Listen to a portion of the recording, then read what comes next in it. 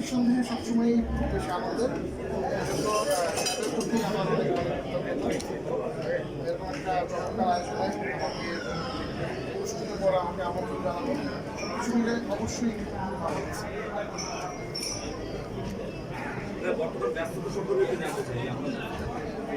ব্যস্ততা আছে বেশ কিছু।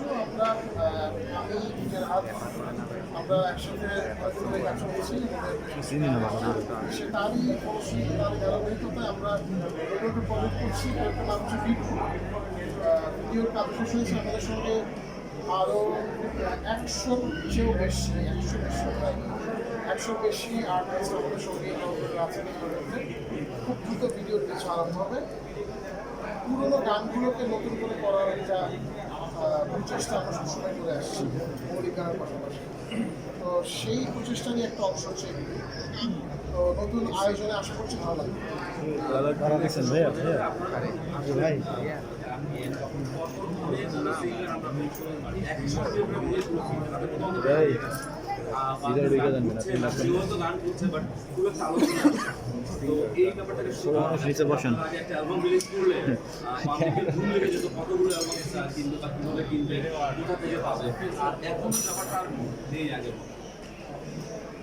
আপনার প্রশ্নের উত্তরটা কিন্তু বেসিক্যালি আপনি দিয়ে ফেলেছেন যে আগে অ্যালবাম রিলিজ পেলে এখন অ্যালবাম রিলিজ হওয়ার প্রচলনটাই নেই, সেই মার্কেটটাও নেই, সেই ইন্ডাস্ট্রির সেই পরিস্থিতিটাও আসলে অ্যালবাম রিলিজ হচ্ছে আর সেই যেটা বললাম ইন্ডাস্ট্রি সেই অবস্থাটাও আসলে নেই।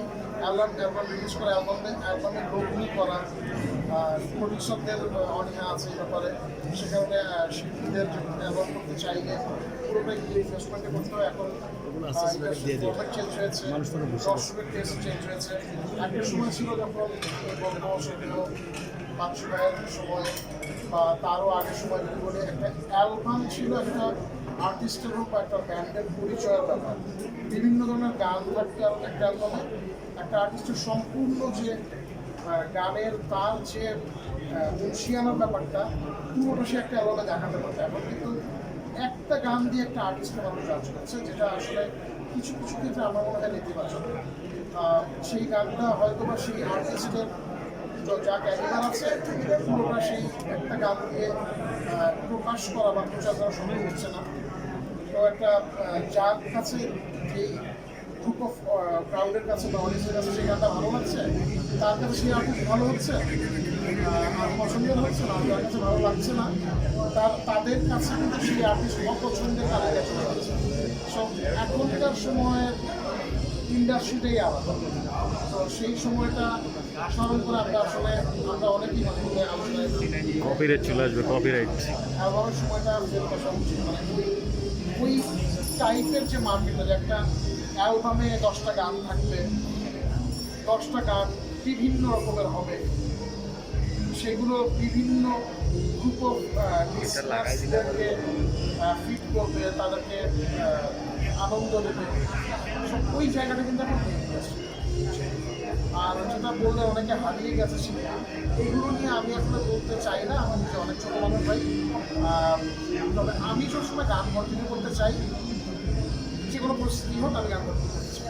আপনি যখন গান শুরু করলেন আপনার প্রথম দিককার যে অ্যালবামের গানগুলো, যেমন আমি একটা গানই বলি পপুলার গান একটা খুবই সূর্য বৃষ্টি করা, এখানটা এখনও আমরা শুনি, কিন্তু আপনার ওই লেভেলের কোনো কাজ কিন্তু পরবর্তীতে আর পাওয়া যায় না। যে গানগুলো শুনলে আমাদের একদম হৃদয় পর্যন্ত ঠান্ডা হয়ে যায়। এটাকে আপনার টেস্টেন না আমাদের টেস্টেন? আমি যদি আপনাকে বলি যে ওই লেভেলের চেয়ে বেটার গান আমি প্রডিউস করেছি, তারপরে আপনারা শোনেন নাই, তখন কী করবেন?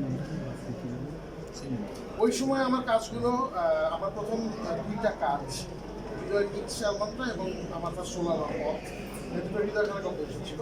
পরবর্তীতে আমাদের কাজ করা হয়ে ওঠেনি বিভিন্ন কারণে। তারপরে আমি বিশ্বাস করি আমার সঙ্গীত জ্ঞান যতটুকু বলে তার চেয়েও অনেক ভালো ভালো গান আমি দিয়েছি। দর্শক সেগুলো গ্রহণ করেন নাই, এটা দর্শকের ব্যাপার, দর্শকের পছন্দের ব্যাপার।